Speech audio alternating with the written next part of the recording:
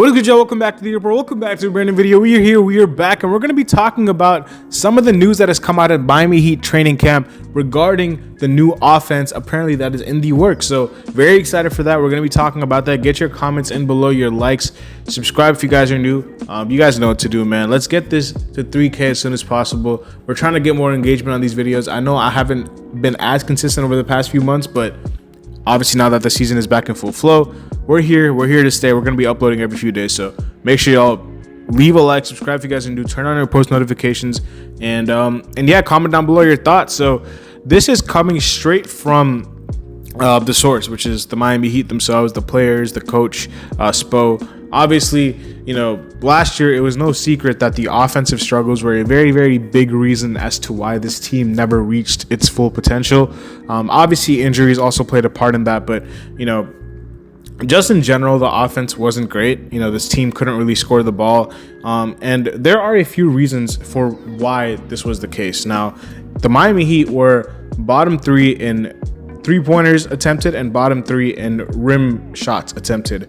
We were, however, number 1 in mid-range shots attempted. Now, in 2024, when you are taking more mid-ranges than anybody, including the Phoenix Suns, who have 3 really good mid-range players, and then when you don't get to the rim and when you don't shoot threes, it's not going to be easy, because mid-range shots, although some of them could be easy to knock down if they're wide open, we weren't just taking wide open mid-range shots. We were taking a lot of long twos, contested shots, you know, guys just standing around while people, you know, just try to get to work and do their one-on-one mid-range bag. But getting to the basket provides a lot of easy looks, and obviously getting to the basket not just provides easy looks at the rim, but it'll provide easy looks for threes, because people will have to commit, rotate, and you'll have a wide open shooter somewhere. We did not nearly do that enough last season. So the Miami Heat, apparently, you know, this is from the source. You know, I forgot what player said this. I think it might have been Jaime or Kevin Love that I was looking at, but one of them said that the Miami Heat have changed up the whole, you know, offense in the training camp to the point where they have made, you know, in their scrimmages that they have been running together, a layup has been worth 3 points, a 3-point shot has been worth 3 points, and a mid-range shot has been worth 1 point. So that just shows you the emphasis of how much they have been prioritizing shooting these layups, shooting these threes, and not completely getting rid of the mid-range shot, because that's not what we're going to be doing. You know, we have guys in this offense who are very capable of shooting the mid-range jump shot. Jimmy Butler is a mid-range master. Tyler Hero really loves to shoot that mid-range pull-up. Terry Rozier is very good in the mid-range. Even Bam has shown very, very good strides in progressing with that mid-range jump shot. But there is such a saying that too much of a good thing can be a bad thing. You know, just because they're all really good at shooting the mid-range shot, it doesn't provide enough diversity in this offense. So because of that, they have reduced mid-range jump shots, or they're going to be reducing mid-range jump shots. So expect more threes, expect more layups. And what does this mean? This means they're going to be playing faster. And we saw last year the Miami Heat were one of the worst transition teams in the league. On the fast break, even when we had like a 3-on-1, 4-on-2 advantage, it was terrible. Like, the fast break for the Miami Heat, I never expected us to score in transition. We would always overpass. We would always, you know, not run the correct lanes properly.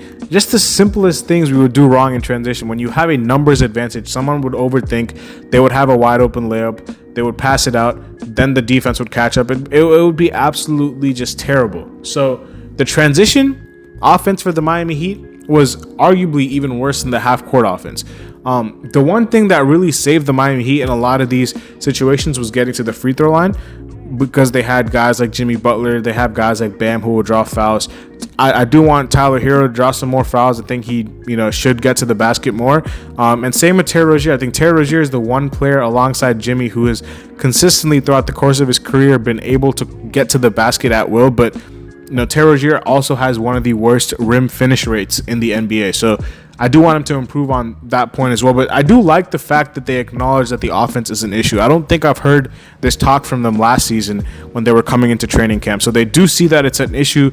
Obviously, they're not going to change up everything. They're not going to just revamp everything. It's very hard to do that over the span of a few days.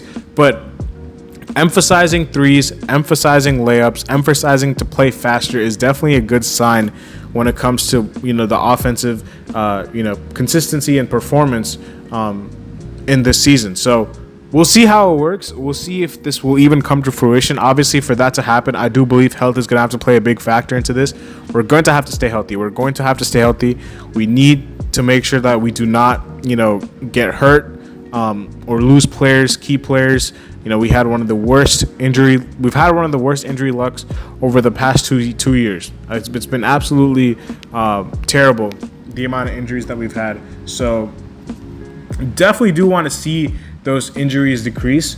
But regardless, I do like to see that we are acknowledging that the offense does need to improve. Obviously, there's going to be people who will be like, well, don't we need the personnel to make this happen? Don't we need guys who will get to the basket? Now, because getting wide open threes is not just about moving around and moving off ball. You need to generate some dribble penetration to have the defense commit to you, because a defense, unless they're playing zone all the time, they're going to be on their man. So it's going to be very hard for you to just get a wide open look for three without some sort of action going to the basket and generating some look. So people will be like, well, do we have the personnel to get to the rim on a consistent basis? And I think we do. I think Terry Rozier, like I said, has been always very capable of getting to the basket. Like, finishing at the basket is something that he would need to work on better, and having a better success rate, a better efficiency as far as at the basket goes. But he is very capable and adept at getting to the rim.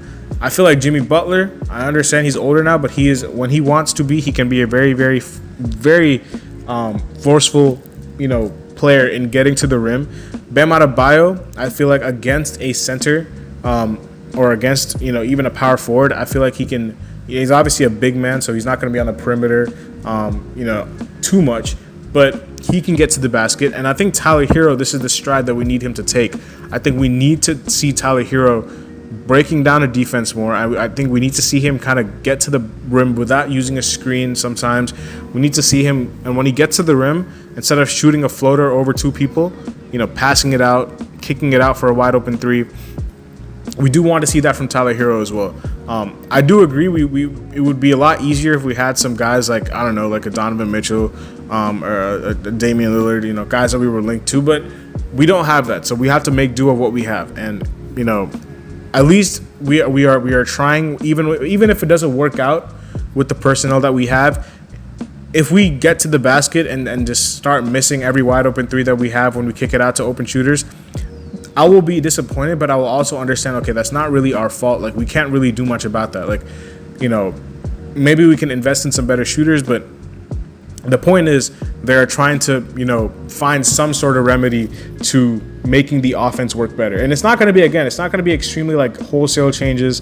It's going to be very tough to integrate wholesale changes into an offensive system over a span of a few days. But as far as what you would need to incorporate, as far as a little bit of chopping and changing here and there, like some segments that you can improve on, just subtle, I guess, hints at a newer, style, upgraded offense, I feel like that could also be very useful as well. And that's what they're trying to do. So we'll see how it pans out. I mean, I'm very excited to see they have a preseason game in about 5 days, I think. So we'll see how they play in that game. I do want to see, how that goes. We have the scrimmage. I think the scrimmage that they always run, the pink and red and white scrimmage for breast cancer awareness, that's always there. And I think that's going to be in a couple of days as well. So we'll see how it works out, during those games and during these upcoming days. But that's basically all. I'm really excited to share that with you guys. If you guys have not seen that already, I know a lot of people probably don't get around to seeing what's going on in training camp. It's not even like I'm in the Bahamas. I've just been doing my research on the websites. So yeah, that's how I was able to find out about this. And looking at some of these guys talking, we've seen Tyler Hero talking about how they want to play faster. We've seen Bam. I think Bam or somebody was talking about how it's not, the offense is going to be more just sharing the ball movement, instead of guys sitting around and watching and stagnant offense. We're going to get rid of that completely. So again, all that is very encouraging. We'll see how it plays out. And I do want to, stay tuned and hold my breath to see. I don't want to just start celebrating yet because we haven't seen it on the court yet, but it is definitely an encouraging sign. So yeah, that is basically the whole story as to what the Miami Heat are trying to do to have a new implemented offense for this season. Very excited to see how it plays out. It's obviously going to be an adjustment period. It's not going to happen overnight, but if it does, become a success, I'll be very, very happy and thankful that Spoelstra realized this sooner than later. So, let me know your thoughts in the comment section below about this newer offensive style that the Heat are trying to implement. What other changes do you guys think might be necessary? If not for the changes that I made. And yeah, man, I'll see y'all later as always. Leave a like, subscribe, comment down below. Peace.